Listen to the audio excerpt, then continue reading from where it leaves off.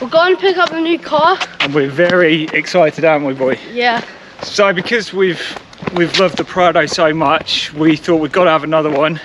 There's a new shape out now, and we just thought we had to have a Toyota, didn't we? We're Toyota people, so it had to be a Toyota. So since the new shape's been out, we haven't even seen the car yet. I did go and have a look at one outside Toyota on a rainy day, but that's about the only thing we've seen of them so far. We're here.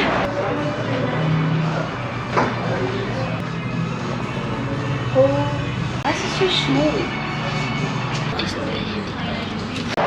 Reveal.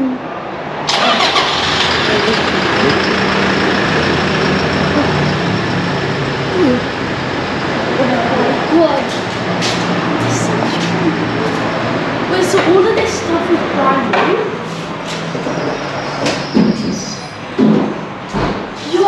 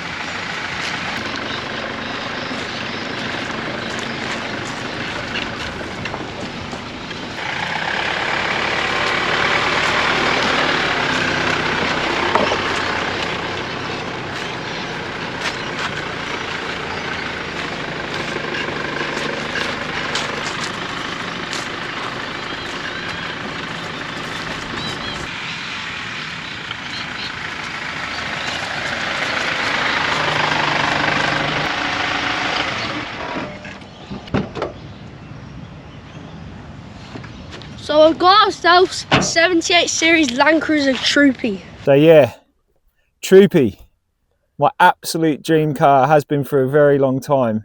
It feels really good, doesn't it, to be in a Troopy? So we love all the 70 series. So the 76, the smaller one, the wagon, the 78 series, which this is the Troopy, or the 79.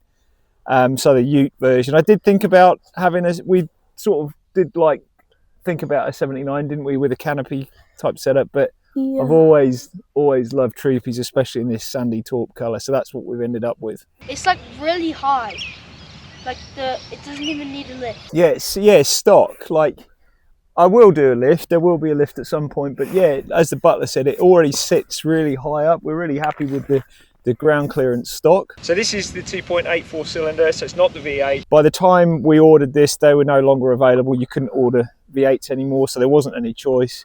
But when you look at them on paper, and this is the reason why I suppose Toyota's probably gone away from the V8, it just doesn't make any sense. You get more power out the 2.8, you get more torque out the 2.8. It's more economical, they're better for towing.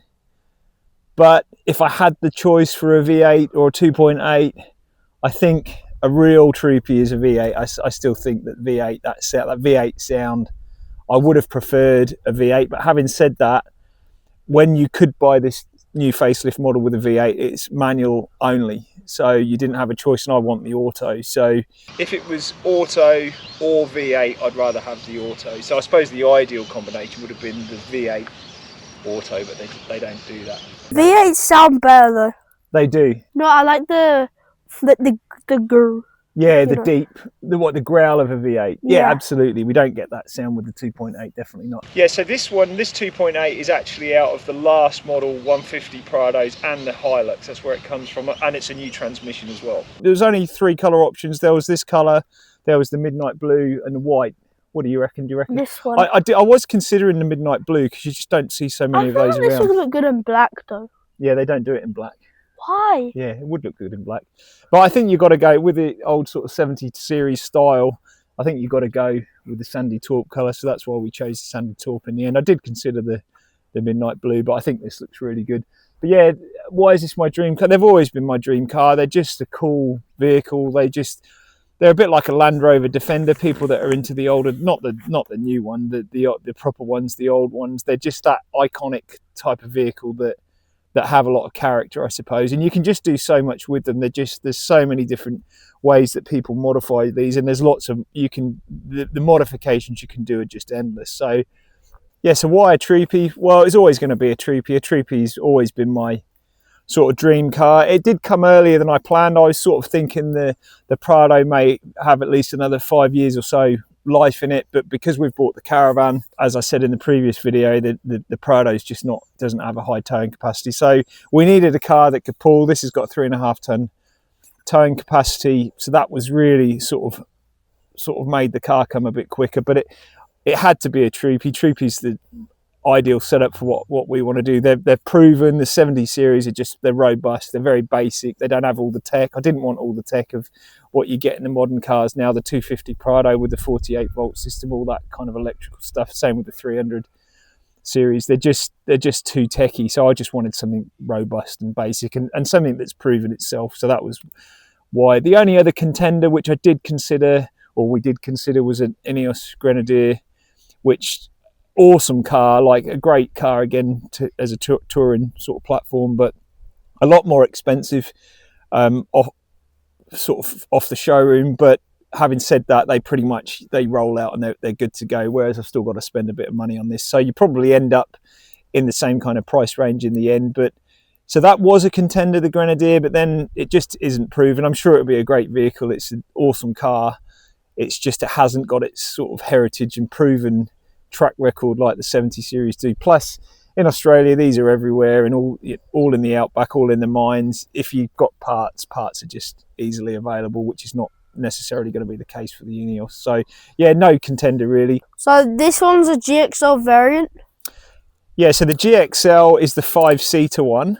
So we've got the rear seats as well. The other version's the Workmate. There's only 2 versions now, and that's a 2-seater one.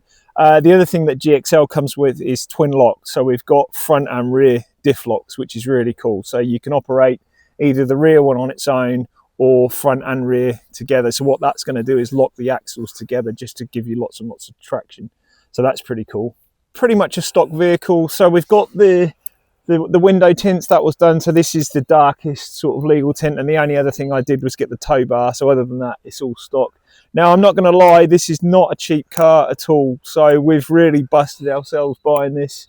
It's about 90,000 drive away, $90,000. So this is not a cheap car by any means.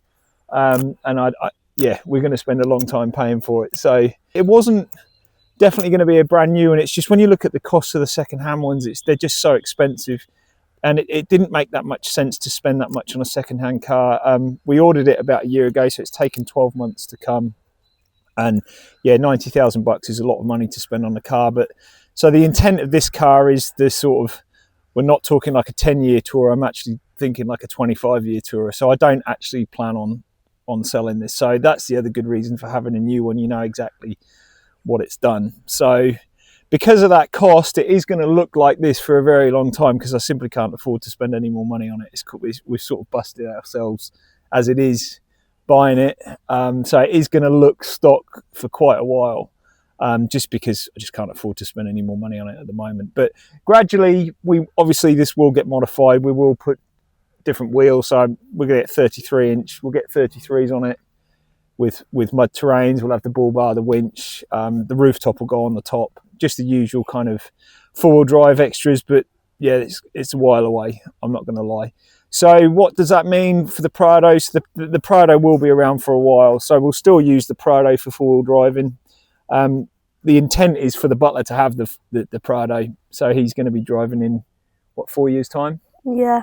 So it's just not worth selling. No, like, it's better, like we've spent so much money on it, it's not worth a lot. It's in good condition mechanically, but it's banged up. So we just made the decision, why don't we just keep it? We can do the crossover, use the Prado for a while this one, becomes up to speed, sort of modified for a four-wheel drive. But in the interim, we're going to use the Prado. That's it. The reveal. That's not even on. I can't believe it's not on gas strokes. It's a nice, clean-looking engine. Let's have a look. I'll show you what it looks like. Yeah, I'm surprised actually. Like I said, I thought there'd be more room in there than there is, considering the engine's a lot smaller than it used to be. But it's a nice, clean-looking. How many cables and things are? Yeah. Looks pretty good though, doesn't it? What do you reckon? That looks so cool. It's some kind of cooling system. It's not dirty at all. So how does the old 2.8 4-cylinder go? Let's take a look.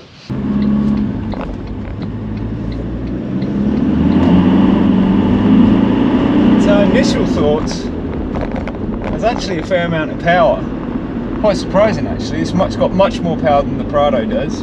I suppose with it being stock and no real weight in it, it's actually surprising how much power it's got. It actually goes pretty well. So I'm currently doing about 60 k's an hour. I haven't been above 70 in it yet, so I'm just about to go up to the freeway and just see how it goes, how noisy it is at sort of freeway speed. But yeah, it's not going to stay like this unfortunately. Once I start getting some weight in it, even though the plan is to keep it fairly lightweight, it's definitely going to eat up some of that power, I presume. So one of the first mods I was sort of thinking was doing was soundproofing, sort of noise dampening, just trying to get rid of some of the noise. But to be honest, it's not too bad. It's not as bad as I expected it to be. It's definitely more noisy than the Prado, which would be expected, but I'm not sure now. Like, again, it's about weight. Like, to put the car builder's stage 1 for a troopy, sort of sound deadening all around the doors and the panels, and definitely will make it a much sort of nicer, quieter ride, but it's about 30 kilos of weight, and again, I'm very conscious of the weight. I want to keep the weight to an absolute minimum, so I'm not actually sure now whether I am going to do the car builders. I think I need to probably drive it on a dirt road or some corrugations. It will probably be pretty tinny then, and then I'll probably change my mind, but at the moment it's actually not that bad. The other thing that I'm sort of a bit surprised, sort of pleasantly surprised with as well, is being a 70 series, and they're certainly not built for comfort, and I keep hearing the horror stories of the seats and just how generally horrible they are to drive. I set the bar really low, and I don't think it's that bad. I mean, I suppose I need to do 10 hours in the saddle to really sort of get a feel for these seats, but I actually don't think they feel too bad at the moment. The one thing I really dislike, there's no center console here for my arm, so I'm used to having my arm rested here in the Prado, which feels a bit sort of naked at this side, but there are mods that you can do to change that. But look, comfort wise, I don't know, I set the bar really low, but I don't think it's too bad. But like I said, I probably need to do the big run in the saddle to truly judge it, but so far, yeah, so good. So I'm just on the freeway now, so yeah, it'd be interested to see how noisy it gets when we get up to motorway speed, but I'm actually very pleasantly surprised with the power. So I'm just entering the 110k zone now, currently doing 80. Right, let's see what this thing can do. Holy moly! Yeah, wow! I can't believe it. It goes really well for a stock car. Doing the speed limit now, so 110 now, and yeah, look, it's noisier. It's definitely more noisy than the Prado, but definitely not significantly. Well, I'm going uphill now, and it's definitely got plenty of poke. There's no doubt about that. So it's definitely noisier, but it's more of a wind noise, like a draft kind of sound. Like you can hear the wind. I suppose it's shaped like a brick. That's probably why. But other than that, no, I'm pretty impressed. It's going well, it's cruising well, there's no vibration anywhere, it's very smooth. That's obviously going to change once we get the muddies on, but yeah, this is going to be a fun car to drive, definitely. I like it. I do like it. So the other thing that I'm really liking is the driving position and the visibility. Like, just see really well. There doesn't seem to be anything in the way. You're nice and high, the bonnet's nice and low, so the road's just very, very visible. With the Prado, I feel like I'm sort of slouched a bit, and the bonnet feels quite high, whereas this has just got really good vision. Right, I'm going to give this power haul button a go now. That's in, and what that does, I think, is just change all the transmission. So I think it's like a tune. It's like it just changes the gear changing and the like. So I think it's more intended for towing, but I'm just going to see if it makes any difference here. We'll have a look. We'll get to do a 0 to 100 now. Excellent. Right, 0 to 100, here we go.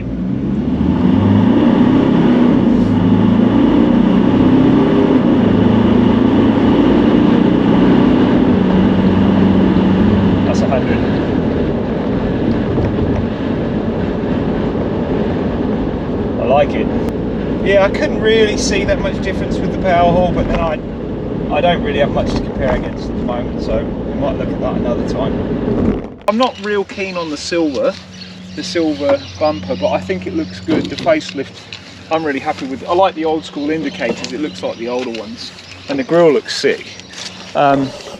So this is not a snorkel here.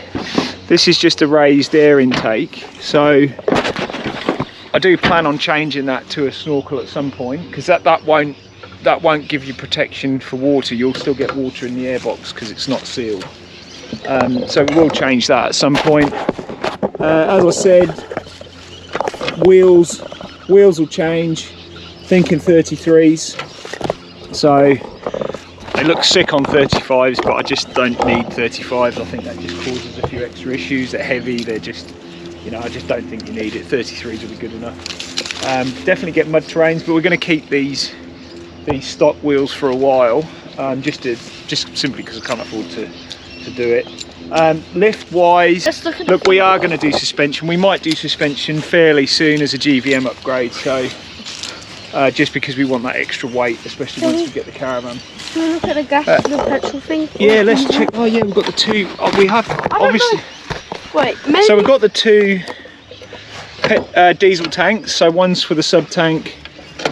And I like the way they're separate. That's quite cool. I suppose the idea of that is if you get dodgy fuel, you can isolate one of the tanks, I presume is the reason, but I don't know which one's which. Does it say sub tank on it? That says diesel. Well, they're both diesel, but whether it says sub.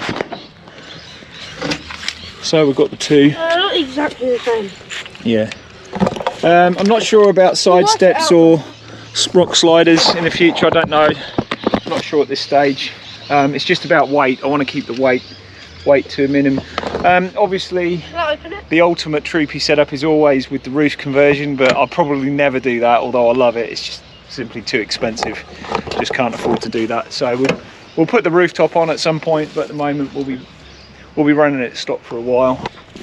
So coming around the back, at some point we probably will have a rear bar, a new rear bar. Like, I know these doors don't last long. Once you start putting a heavier spare wheel on the back, they pull off the hinges, so eventually we'll probably get a rear bar as well. So yeah, the interior is not too bad. It's not as basic as I thought. I mean, it is a 70 series. It's not going to be anything too special. So we've got the manual sort of shifter to put it into four-wheel drive, so it's not permanent four-wheel drive, it's two-wheel drive, and then you have to put it into four-wheel drive, and then you have to actually come out and lock the hubs. So we've got these locking hubs that I've got to do manually. Right, before we say what we've got planned, I think I'll start with saying what we're not going to do. So we're not going to do the sort of traditional troopy build with all the nice kitchen, the pull-out kitchen and all that kind of stuff. It's not that I don't like it, I think they're really good, but they're just really, really heavy. So the sort of main goal of this car is to keep it, or even though I want to get a GVM upgrade, which will take us to just under 4 tons GVM, I still want to keep it lightweight. So we're not planning on doing the big fancy interior like a lot of people do. So let's just talk about what we are going to do. So this is the troopy in its sort of stock form. You can see there's a whole heap of space, which is why they're so good for it. It's such a good platform to build from. What most people do is they have a bed along this side. They move some kind of bed, and then and often a kitchen, a pull-out kitchen, that type of thing, sort of here. And then over this side they often have a fridge, a stand-up fridge, and all the sort of cabinets and all that kind of stuff. So we're not going to do that at all. In fact, I'm not going to say too much about what we're going to do at this stage, but we are going to put a bed in there, sort of, and a sort of bench sofa type thing, and that's about it. Obviously the fridge and all the other stuff, but I'm not putting the big heavy kitchen in it. I want it to be quite versatile, so we'll probably have a lot of things in boxes and just make it quite versatile. But we are keeping the rear seats in because this is still a family vehicle as well, so we've got to keep the rear seats in. So the way I'm currently thinking about the bed, I might talk about the bed, but that's about it. So what we are going to do, actually I'm sort of jumping about a bit at the moment, we'll do a whole sort of build series because I want to keep it lightweight. I don't want it to be super expensive, and I want to do a lot of the stuff myself. So I think some people may get things out, you know, something out of that. There's lots of troopy build videos on YouTube, but it's usually those really fancy builds with the coffee machines and everything like that. We're not going to be doing that. So we will have a build series. It is going to be over a fairly long period of time. As I said, it's expensive and we don't have the money to spend too much at the moment, but we will get there at some point. Right, so what happens with these seats? These seats are pretty cool. They actually fold. Can you just take that other one off? You have to push that in. So headrest stuff to come out. So that actually, the seats are really good actually. They fold, the seat, it folds right back. So you can have it right upright. But what I'm thinking of doing is keeping it down, and then on this side having sort of the bench seat, which will be fairly low, and then this forming up as a single bed on this side. That's what I'm thinking. And then even at this height, good thing about a troopy is even I'm quite tall, I'm 6'2", and yeah, I can sit there. So that's what we're thinking along this side. We'll have that. So this side will be the bed and the bench, which will pretty much go up to here, so the seats are up. Once the seats come down, it can incorporate part of the bed, which should be really cool. So the only other definite thing I want to do, which a lot of people do with troopies, is change this window, this one here, as a gull wing window. So this will lift up, and then we can have all our cooking gear on the inside. So this will be a gull wing, and then the Max Tracks table that bolts onto the side. So that will lift down. This can be like a cooking space. We'll be able to access our cooking gear up here, and then we can cook here. And then on the top we'll have a 270-degree awning. So that's pretty common, what most people do. The other thing, which is not really a giveaway, because I definitely want to do this as well, is utilise this space here, so you can get the molle sort of grids and utilise all of this space as well with molle pouches. So that's the only thing. That's the first stage at the moment that we're going to do. I have also just bought a second battery, so we'll run a second battery as well. I didn't go for a lithium just because of the cost. I ended up getting it was a kick-ass 170 amp hour AGM, but it was really cheap. It was the full setup, so it hooks up to the crank battery and also hooks up to solar, and it was 50% off on an end of financial year sale. So I got it for about 800 bucks with all the wiring as well. It weighs a ton. It's a big slimline. It's about that long, that wide slimline battery, but that will run all our sort of 12 volt as well. Yeah, so I hope you like the car. I know troopies aren't for everybody, but they definitely are for a lot of people. We love them. This is the forever car. The intent is to do the fit out first before we get to the four-wheel drive mods, as we've said. But yeah, that's it. So that's the big news for the channel. We've got the other YouTube channel starting at some point, the caravan. We haven't got the caravan yet. That's coming fairly shortly. Yeah, and the big news was the car. So anyone that likes camping and four-wheel driving, that is big news when you get a new car. So we're happy, aren't we? So we've pretty much covered everything. I think we have. Yeah, so that sort of brings it to the end of the episode, I suppose. So hope you like the troopy. We love it. It is going to be a slow build. It's not going to look a lot different on the outside for a while yet, but we are going to start on the interior build, because I can do a lot of that myself, and turn it into more of a camping tourer. But yeah, we have got some big changes coming. We've got the other YouTube channel starting up fairly shortly once we get the caravan, and yeah, the new car. So all good. Mm-hmm. And we're just going to sit back and just chill and admire and keep looking at the troopy. So thanks for watching, and we'll see you soon in the next episode. See ya! Take it easy, butlers.